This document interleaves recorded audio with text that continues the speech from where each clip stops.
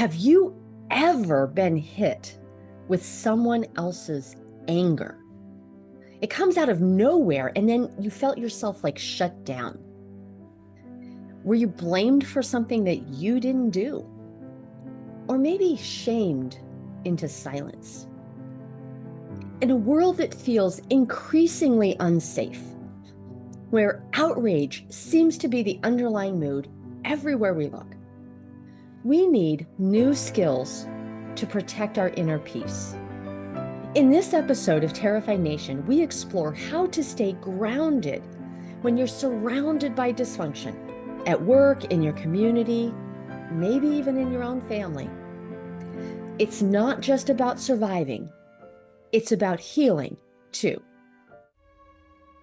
If you've ever felt fear, doubt, or despair about the future of our country, you're not alone. Terrified Nation is a podcast for those ready to face hard truths with open hearts. Hosted by Debilyn. Each episode explores how we can move beyond division and build a society rooted in care, courage, and connection. If this resonates with you, hit follow and leave a review on your favorite podcast platform. Now here's your host, Debilyn. Welcome back to Terrified Nation. I'm your host, Debilyn. This season, we are diving into the big emotions of fear, anger, despair, and how to move through them. Because when the world feels broken, the most radical thing we can do is dare to stay whole. Today's episode is about unacceptable behavior and how to stop this cycle of harm that is swirling in our communities without losing yourself in the process. We are part of a dysfunctional family. And it's not just in our homes. Our entire society right now is acting like a stressed out and emotionally unavailable parent. Parents do the best they can despite all of the stressors. So that's why we're highlighting that as an example.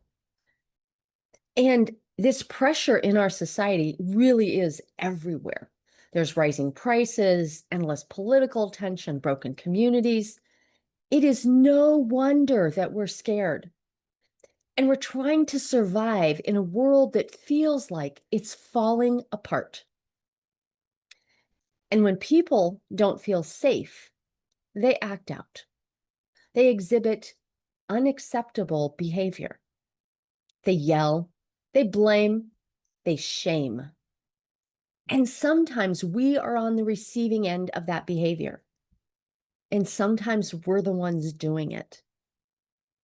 So how do we interrupt the cycle to see the good, the kind, and the beautiful in our daily lives? Well, let's find a starting point. Step 1, finding your safe space. So just ask yourself and reflect for a moment, where do I feel safe? Is it at home? With a friend? Maybe while driving and listening to your favorite playlist. Pause for just a moment to think about where that is for you. For me, it's when I meditate, or when I'm cooking, or when I'm just with people who accept me in all my messiness without judgment. These places remind me what it feels like to be safe. And that feeling is what we're trying to expand. All right, step 2. Let's name the coping strategies. So I used to wear perfection like armor. If I was flawless, no one could criticize or hurt me because I was perfect, just as I am. Well, that didn't work out. So later on, I tried controlling everything from my schedule to my emotions, even other people. And I had connected somehow this idea of being in control as feeling safe. And these strategies worked until they really didn't, ever. But in the midst of that all, there was some temporary protection. But they also isolated me, and people didn't really want to be around a controlling bitch. So healing came when I realized that some of my existing relationships could allow me to be messy, human, flawed, and they still loved me. Started with my grandmother. Sometimes as I got older, it felt like they actually loved me more because of my imperfections, because it gave them permission to be human too. All right, we're up to step 3. Know your triggers. For me, it's anger, raw, unfiltered, blaming anger coming my direction. And it hits me like a slap in the face. There is no conversation, there is no curiosity, just accusation. So if you grew up in a home like mine where anger meant danger, you know how deeply this lands in your nervous system. Our cortisol and adrenaline spike, causing this survival mechanism to emerge, even if our physical survival isn't threatened. And this reaction is not a weakness, it is wisdom. It is your nervous system saying, this doesn't feel right. Pay attention. So, right now, when I feel that zing of fear in my chest or that tightness in my shoulders, I pause, I breathe, I observe, I look at nature outside of my window, and I feel the safety of my space and remind myself over and over that in this moment, I am physically safe. And that gives me a little bit of space to move out of my survival brain, where I can offer a little grace or kindness to myself and maybe the person who triggered me. I know that I cannot change another person's behavior, only my own. And in changing my own behavior, our shared patterns must adjust to something new. So, what do you do when someone comes at you with unacceptable behavior? Well, here's what I've learned. First, pause and breathe. Life-giving force is in our air. Seriously, take a beat and let your body come back to you and feel your nervous system calm down. Second, name it, at least to yourself. This is not okay. And let those words anchor you. Third, let's set a boundary. You might say, I want to understand you, but I can't while I'm being yelled at. Or, can we take a break and come back to this at another time? These are ways to kind of interrupt that flow and help you ground yourself. The fourth thing to do is to walk away if you need to. Here's the key. Leaving does not mean you're giving up. It just means you're protecting yourself, protecting your inner peace. It means that you care enough about the relationship to pause, to take a time out. Here's a fifth thing you can do. Talk to someone that you trust. In this place, in this moment, you actually don't need advice.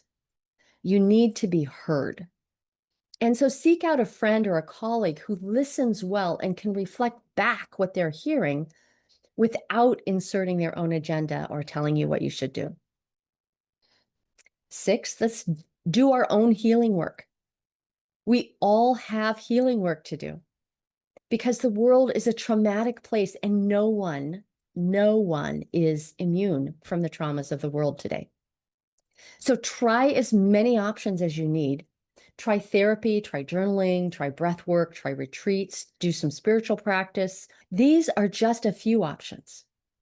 Try several things and then use whatever works to help you break through the old patterns. And finally, this is so key. This is essential for us to actually create a better world. Refuse to mirror the behavior. Do not pass the pain along. Choose differently.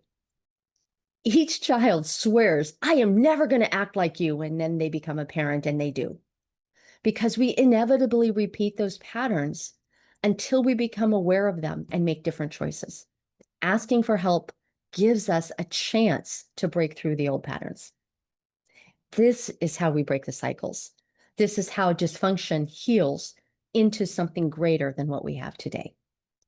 You cannot control someone else's behavior, but you can choose how you respond. You choose how to protect your peace.